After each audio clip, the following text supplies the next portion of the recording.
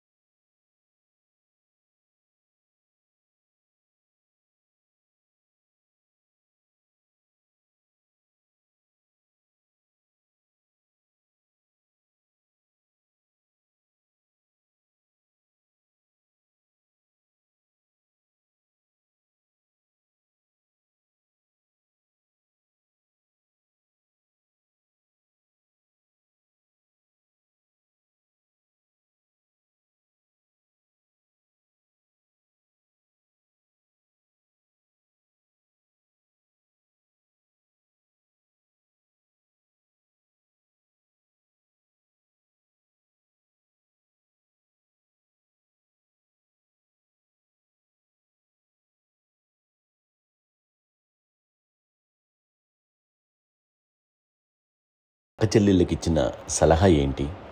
అంటే ఇండిపెండెంట్గా ఉండమంటారు అమ్మ. ఎవరిని డిపెండ్ అవ్వద్దు. నీ పిల్లలు నువ్వే జాగ్రత్తగా నేర్చుకో. ఎవరినైనా చేయకు, డిపెండెంట్గా పెట్టద్దు అని ఆవిడ మాకు బాగా ఎక్కువ చెప్తుండేది. నేను నాకు కొంచెం టఫ్ టైమ్స్లో కూడా ఆమె నీ పాటు నువ్వే ఉండాలి, ఎవరి దగ్గర ఉండదు, ఎవరింట్లో ఉండదు, మా దగ్గర కూడా ఉండదు, నీ ఇద్దరు బట్టి నువ్వే ఉండాలి. అది కష్టం కదండి అట్లా చెప్పడం. చెప్పాను, చాలా తక్కువ చెప్పాను. బట్ నాకు అదే ఇచ్చే ధైర్యం. ఇండిపెండెంట్గా అట్లా ఒకరి దగ్గర ఉంటే నీ గౌరవం తగ్గిపోతుంది, ఎక్కడ ఉండదు. అది చాలా నాకు చాలా ఇన్స్పైరింగ్ ఉండేది అమ్మ మాటలు. ఇప్పుడు కూడా అది చాలా హ్యాపీగా అనిపిస్తుంది అని చెప్పింది. అంతే కదా, ఇప్పుడు మనకి ఏదైనా రోగాలు వస్తే చేస్తాము, దాన్ని మనమే. బట్ తగ్గించే వాళ్ళు కన్సర్న్ చూపించే డాక్టర్స్ ఒట్టుకోలు కింద కింద ఉండొచ్చు, కానీ పోరాడాల్సింది మనమే. నాకు సార్ కొంచెం ఏదో ఒక డిప్రెస్డ్ ఇదేదో వస్తే ఫేజ్ ఒకటి నేనేదో ఇంకా మా అందరి నుంచి నేను సపరేట్ అయిపోయినట్టు ఒక సిచ్యువేషన్ వచ్చినప్పుడు అమ్మ నన్ను పట్టుకుని I'm there for you. Yes, ఎవరు నువ్వు అన్నా ఎస్ అన్న ఫ్రెండ్స్ కానీ ఎవరైనా సరే ఎప్పుడు కూడా అలోన్గా మటుకు అనుకోకు, నేను నాన్న ఆవిడ నన్ను పట్టుకొని ఇచ్చిన అఫెక్షన్ లేదా ఫీలింగ్ అసలు బలం అన్నమాట. ఇంకా ఏమన్నా చేయగలను నేను, పర్లేదు లైఫ్లో ఏదైనా సాధించగలను అని ఒక భరోసా తల్లి దగ్గర నుంచి రావడం అనేది నాకు ఎవరు అవసరం లేదు అనిపించింది. అంత స్ట్రాంగ్గా ఆవిడ support, very strong, very practical. అంత స్ట్రాంగ్ చేసింది నాన్న చెప్పండి. మా పిల్లల విషయంలో మేము కూడా మేబీ అంత స్ట్రాంగ్ కాదేమో, సెన్సిటివ్గా ఉంటాం, కానీ అమ్మ మటుకు చాలా స్ట్రాంగ్గా ఉండి మమ్మల్ని కఠినంగా ఇలాగే ఉండాల్సింది, ఇలా ఉండండి అప్పుడే మీరు నేర్చుకుంటారు. ఇక్కడ అమ్మ పాజిటివ్నెస్ గురించి ఇంకో మాట చెప్పాలి. అంటే తన బిడ్డలకే కాదు, ఈ రోజున మా రెండో పాప శ్రీజ కూడా తనకి లైఫ్ చిన్న డిస్టర్బెన్స్ వచ్చింది. ఆ టైంలో కూడా తను ఏముందంటే అప్పుడు నాన్న దగ్గరికి వెళ్ళాను, తను ఇచ్చిన భరోసా, తను ఇచ్చిన మాట వెళ్ళలేని ధైర్యం వచ్చింది నాకు. నాన్నమ్మ దగ్గర ఎప్పుడు కూర్చోస్తాడు అప్పుడే పాజిటివ్ ఫీలింగ్ వస్తుందని నాతో షేర్ చేసుకుంటాను. తను మాతో చెప్తుంటే అనిపిస్తుంది కరెక్ట్. అమ్మ ఏం పర్లేదమ్మా, లైఫ్ అంటే ఒకరితోనే అయిపోదు, ఆ ఒక్కడి వల్ల వాళ్ళ ఇన్ఫ్లుయెన్స్ తోటో వాళ్ళు మన మీద నియంత్రించడం కానీ మన బాధల్ని వాళ్ళు చేయడం అవుతాం. జస్ట్ నువ్వు నీ గురించి నీ మనసులో ఏదనిపిస్తే నీ గుడ్ ఫీలింగ్ ఏది వస్తుందో ఆ ఫీలింగ్ ప్రకారం వెళ్ళిపోదు. అంటే ఆ జనరేషన్ పీపుల్ ఎక్స్పెక్ట్ చేయం అలా కాదు. ధైర్యం ఉండి అందరికి ధైర్యం బాగా నూరుకొస్తారు. ఫాదర్ కూడా, మా నాన్నగారు కూడా అస్సలు ఎప్పుడు అనేవాళ్ళు, ఎప్పుడు మీరు పెట్టే చెయ్యి మీరు ఎప్పుడు పైన ఉండాలి తప్ప తీసుకునేలా ఉండకండి, చేతులు పెట్టకండి అనే అట్లాంటివి చెప్తుండేవాళ్ళు. అందుకని మాకు ఇంకా ఇండివిజువాలిటీ మాకు బాగా ఎప్పుడు కూడా ఒకళ్ళని అడగడం అని, ఈవెన్ బ్రదర్స్ని అడగాలన్నా కూడా మాకు అది పడిపోయింది మైండ్లో, కొంచెం కష్టంగా ఉంటుంది. సో నాకు అంటే ఆవిడ మా అమ్మ ఏదన్నా కొంచెం డిప్రెస్ అయినా నేను చాలా ఎక్కువ అమ్మకి షేర్ చేసుకుంటే అన్నయ్య కూడా లేడు. అన్నయ్య ఉన్నప్పుడు ఓకే, లేనప్పుడు నేనే ఎక్కువ షేర్ చేసుకున్నాను. బట్ ద బెస్ట్ థింగ్ మా అమ్మ దగ్గర నుంచి హగ్ అండి. ఈరోజు కూడా మా అమ్మని హగ్ చేసుకోకపోతే అంటే అది నాకు మా అందరిలోనూ, అంటే ఆవిడ పెద్ద చదువుకున్న వ్యక్తి కాదు, పెద్దగా బయటికి వెళ్ళి ఎక్స్పోజర్ కాదు, కానీ ఇవాళ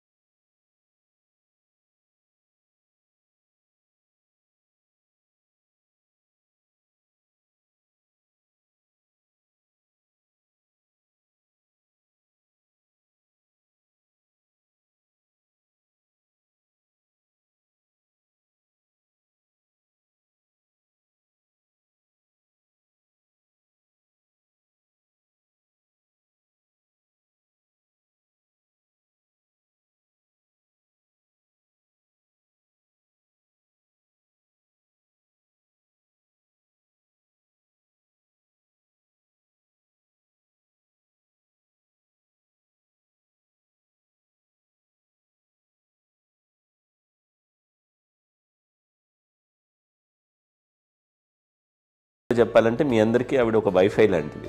yes you can say that. yes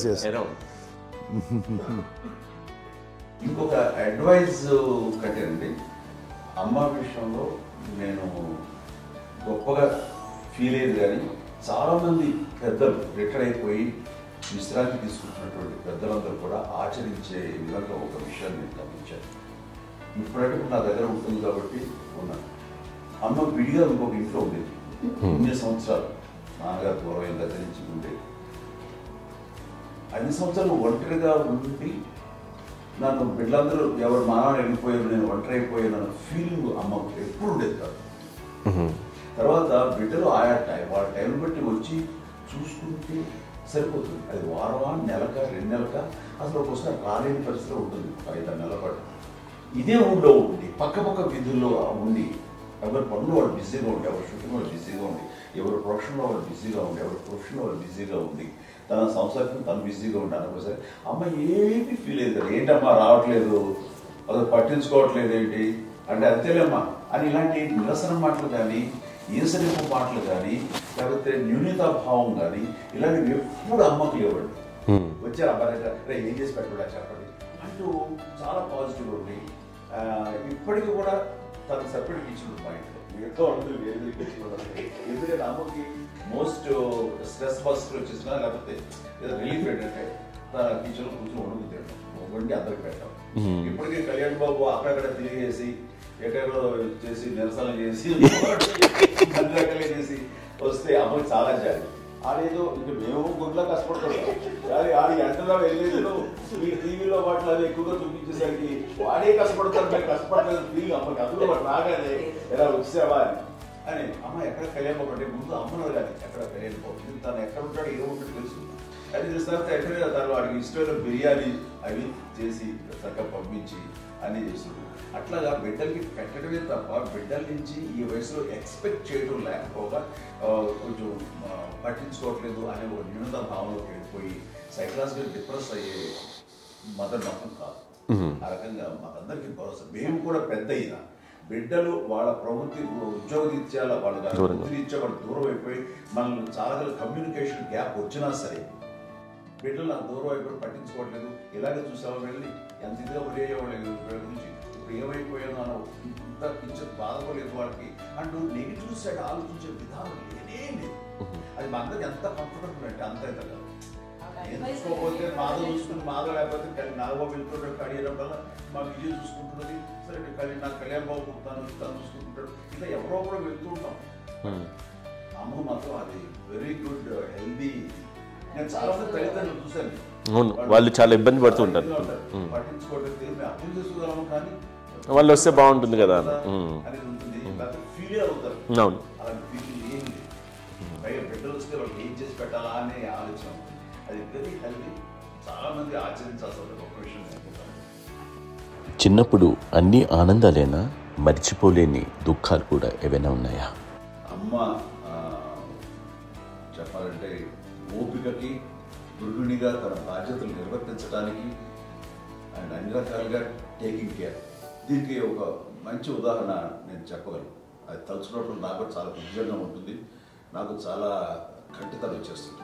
అమ్మకి మేము 5 బిడ్డలు అండ్ పురిట్లోనూ 1 year పెరుగో 2.5 years పెరుగో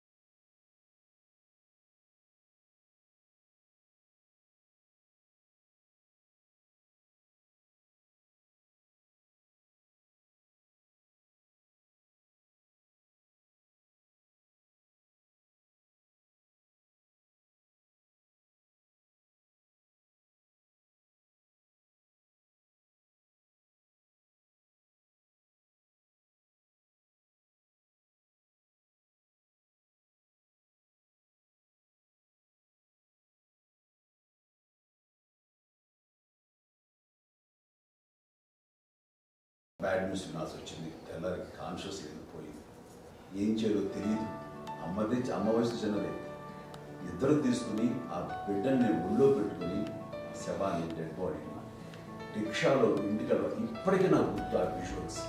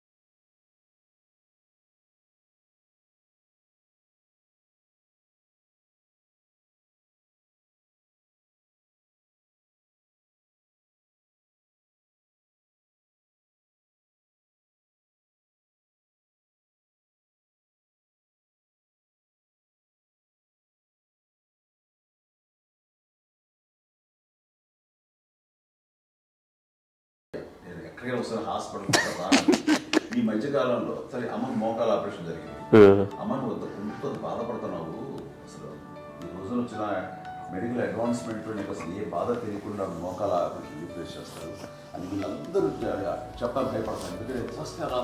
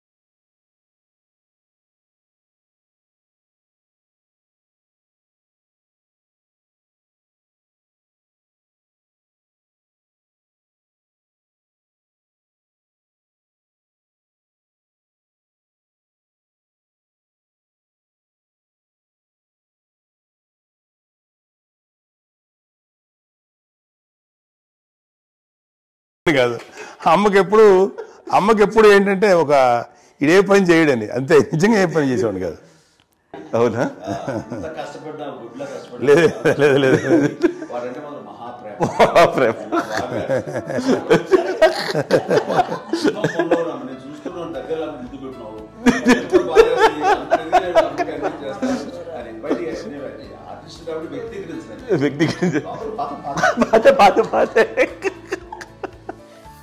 చిన్నది కాబట్టి చివరిది కాబట్టి తనంటే బుద్ధండి, నేను పెద్దోడు కాబట్టి నేను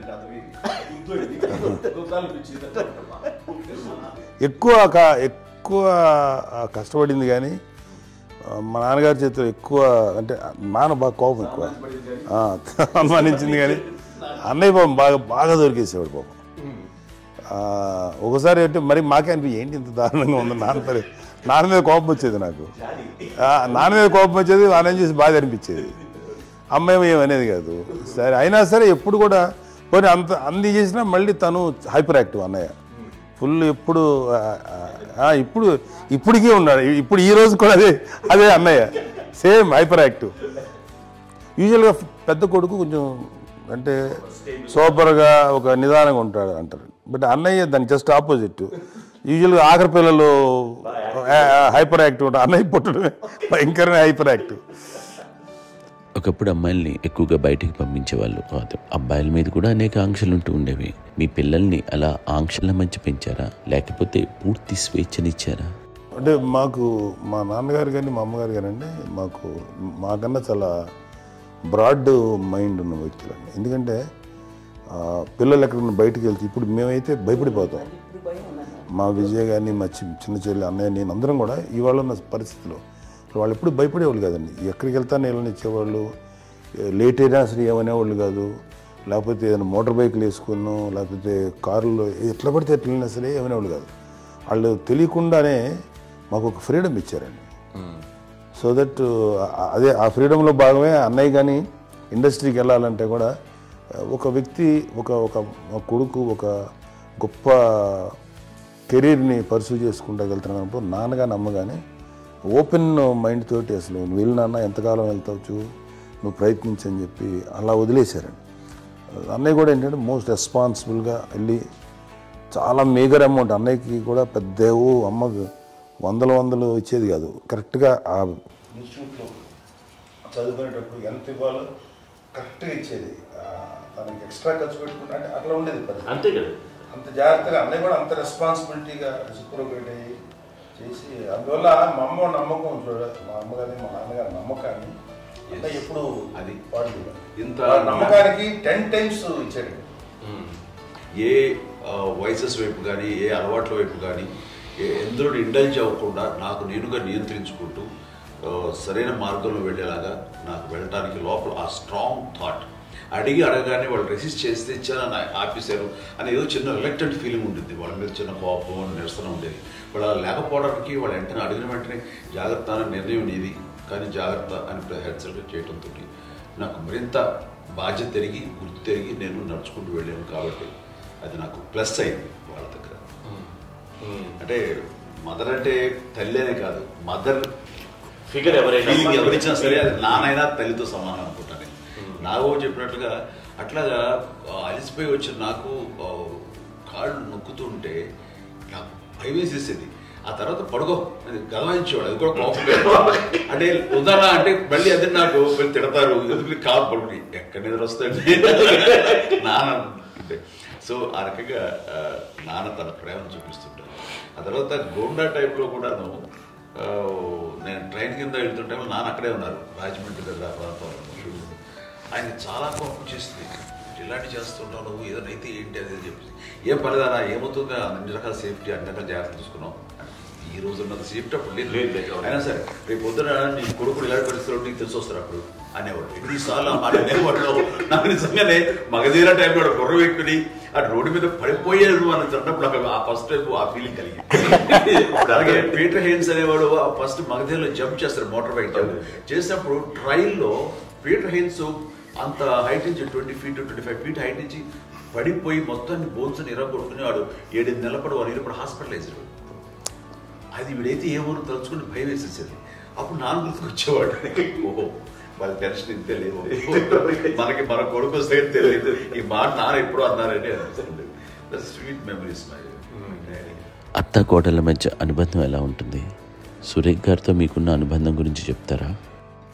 మాకండి కోడలు కాదండి, నా కూతురు అండి. అంత బాగుంది.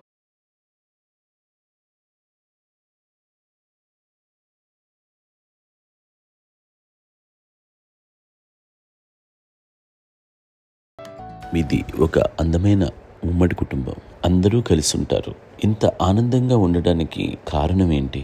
దీనికి పునాది ఎవరే వేశారు? మా నాన్నగారి క్వాలిటీ నేను ఎగ్జాంపుల్ చెప్పగలను. అమ్మ వాళ్ళ ఇంట్లో పెద్దది, వాళ్ళ నాన్నగారు అంటే మా తాతయ్య గారు ప్రొహిబిషన్ డిపార్ట్మెంట్లో సిఐగా ఎస్ఐగా